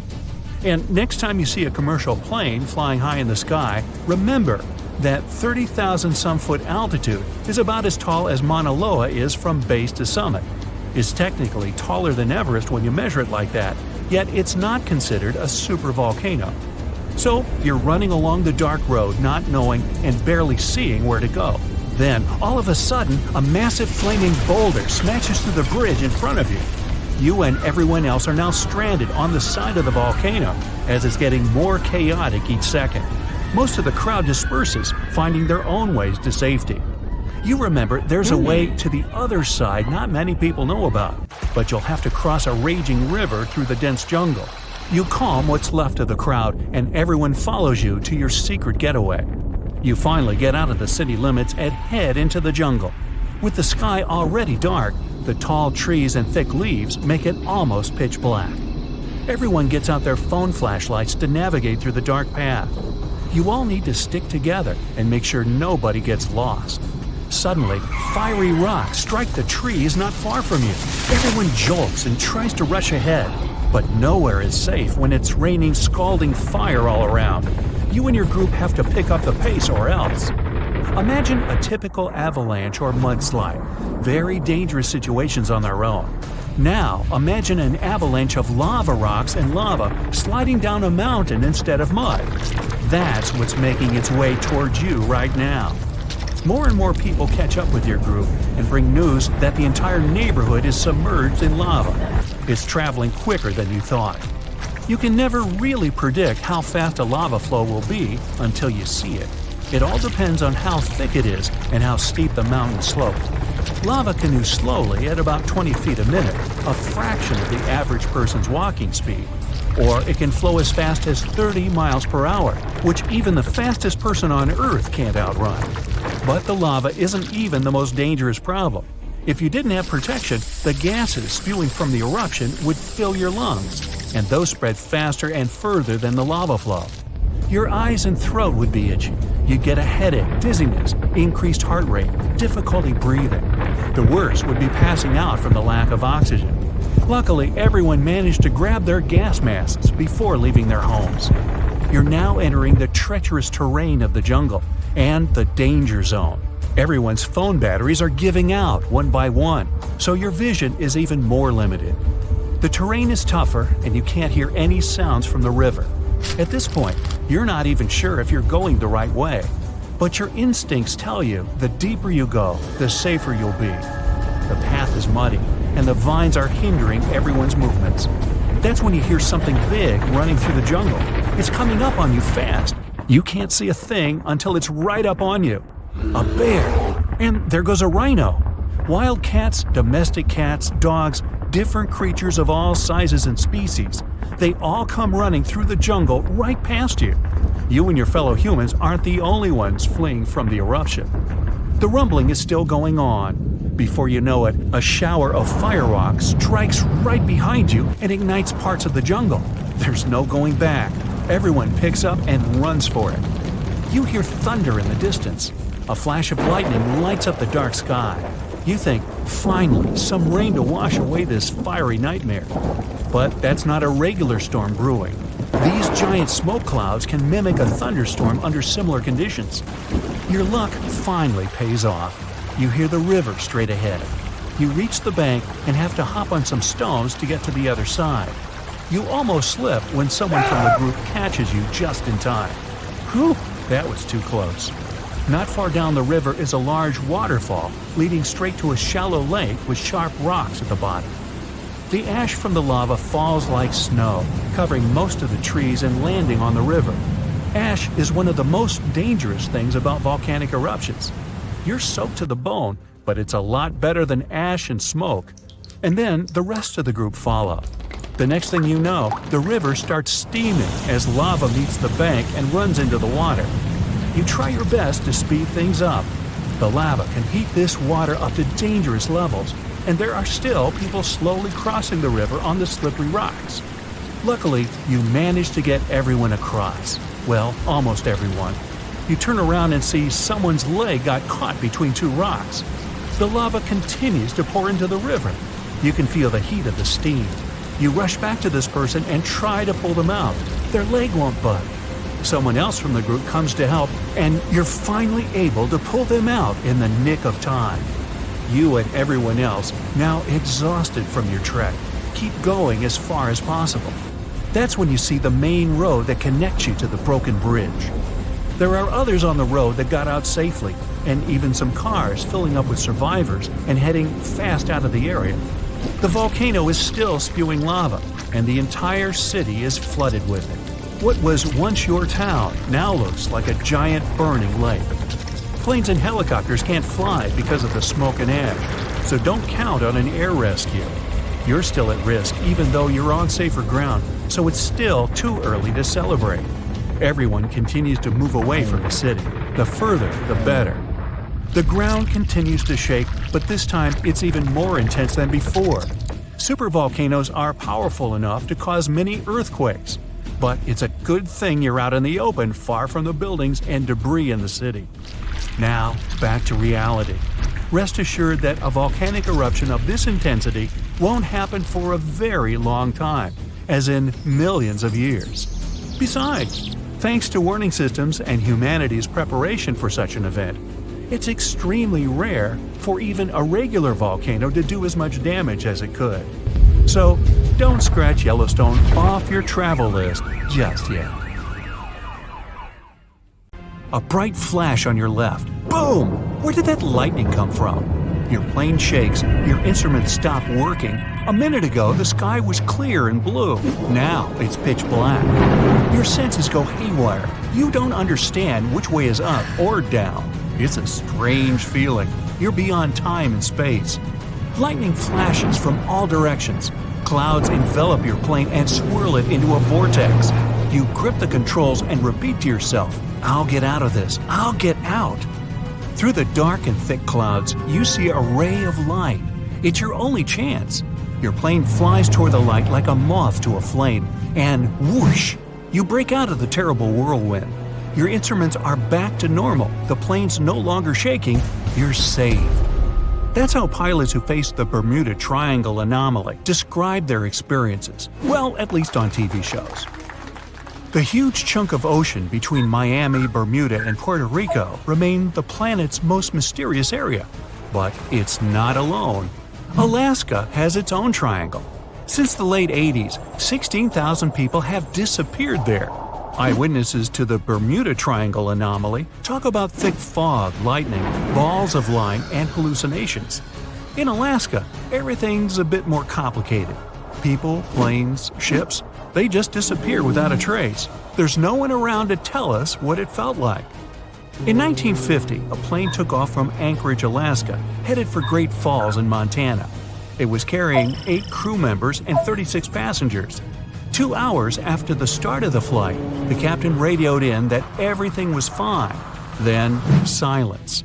The 100-foot-long plane seemed to evaporate into thin air. 85 aircraft and around 7,000 people searched for the plane. No trace. Not even a screw, bolt, nothing. That plane mystery made the Alaskan Triangle famous. If you look on a map, it's a wild and mostly unpopulated zone that passes near Anchorage, Barrow, and Juneau. If you connect the dots on a map, you get an epic triangle. You can fit the whole state of Oregon in it twice. If you read around, you'll find a bunch of major areas on the planet where weird stuff keeps happening over land, sea, desert, and jungle. Scientists have many questions about these places. They all have extreme electrical and magnetic anomalies. Planes and ships disappear in them. People hear stuff, see stuff, and here's some of them. China's Black Bamboo Valley looks like a Hollywood set for a seriously scary movie. Here, everything's creepy and mysterious. Ha, perfect. Imagine a bamboo forest that stretches up 130 feet. The green plants live extremely close to each other and barely let in any sunlight. A strange fog hangs in the air. Where it comes from and why it's always there, no one knows. And the mysteries don't end there. For centuries, people have disappeared in the vast forest. Scientists believe the site's crazy geology is to blame. Cracks can suddenly appear in the ground big enough to fall into. There are sharp changes in weather, and maybe even poisonous steam. Certain trees give it off when they fall to the ground. There's a long road through Ladakh in India. It's called the Magnetic Road. It slopes upwards and seems to violate the laws of gravity. Here's what happens. You drive to the foot of the hill, turn off the engine, and get out of the car. The car starts rolling uphill up to 12 miles per hour. Why does it happen? Theory 1. The hill has an incredibly strong magnetic pull, and it attracts cars once they get too close. The Indian Air Force supposedly avoids flying over it to avoid any interference with their equipment. Version 2. It's all just an optical illusion. The hills around it seem to fade into the horizon. It looks to us like the road is sloped up, but it's actually not. Huge Lake Michigan looks more like a sea than a lake. And over the past 400 years, 6,000 ships have disappeared in it. Why does it happen? The lake has its own mysterious triangle, and there are actually more unsolved mysteries here than in the famous Bermuda Triangle. In 1950, Flight 2501 disappeared over the lake en route from New York to Minneapolis. The fate of the 3 crew members and 55 passengers remains unknown. In 2007, an underwater archaeology professor was surveying the bottom of Lake Michigan. He found stones arranged in a circle 40 feet down from the surface. They kind of look like Stonehenge in England, but why were they at the bottom of a lake? Who put them there? Archaeologists found a carved pattern on one of the stones. Its outline resembles a drawing of an animal. Now, that's not unusual, except that this particular animal, which looks like a mammoth, was probably carved around 10,000 years ago. Sleep is very difficult for the Venezuelan locals who live near Lake Maracaibo. Right at the place where the Catatumbo River flows into the lake, there are huge electrical storms that can go up to 10 hours long. 260 days a year. That's over 1 million lightning bolts over the lake every year. Scientists don't know exactly what causes the daily lightning parties. Some people think it's due to the gas methane which comes out of the ground. Other scientists blame uranium deposits in the soil. Nowadays, though, most researchers are sure that the lightning's caused by weather. Cold mountain air smashes against warm sea air. The result? A lot of friction and moisture, the perfect combo for near-nightly natural fireworks. It's super loud and kind of annoying if you live nearby, but the area is really important for the planet. It helps regenerate our vital atmospheric ozone. And the one that started it all, the Bermuda Triangle. Planes, ships, all gone without a trace. The theories are endless. Scientists even think there might be a huge meteor at the bottom of the sea that emits its own magnetic energy. It might have confused the navigation equipment on all those unlucky carriers. And it's been going on for a while. Researchers think that it was causing trouble even way back in Columbus's time.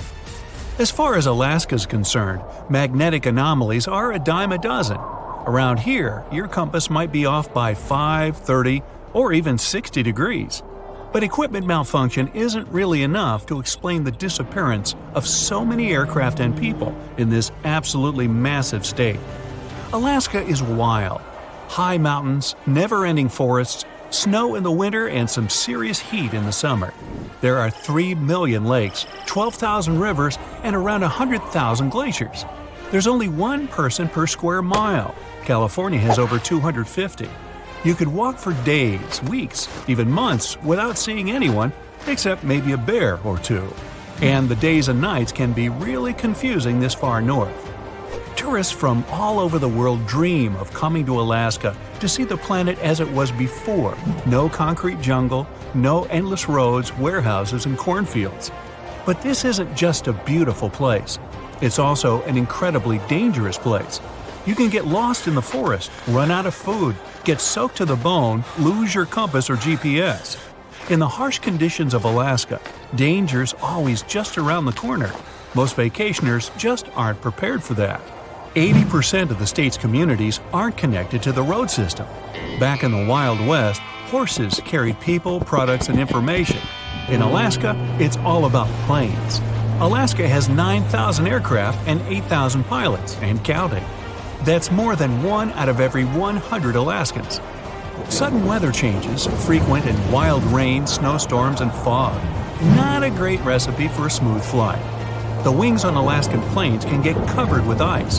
The fog can hide the snowy mountaintops, and strong gusts of wind can knock a tiny plane way off course. That's what those pilots have to deal with every time they take off. So, that plane that disappeared? Investigators believe that the Douglas C-54 Skymaster disappeared due to bad weather, and any debris was covered with snow or fell into a lake. 5% of Alaska is covered in glaciers, and there are loads of cracks in them, some big enough to fit a person, a few people, or even a whole airplane.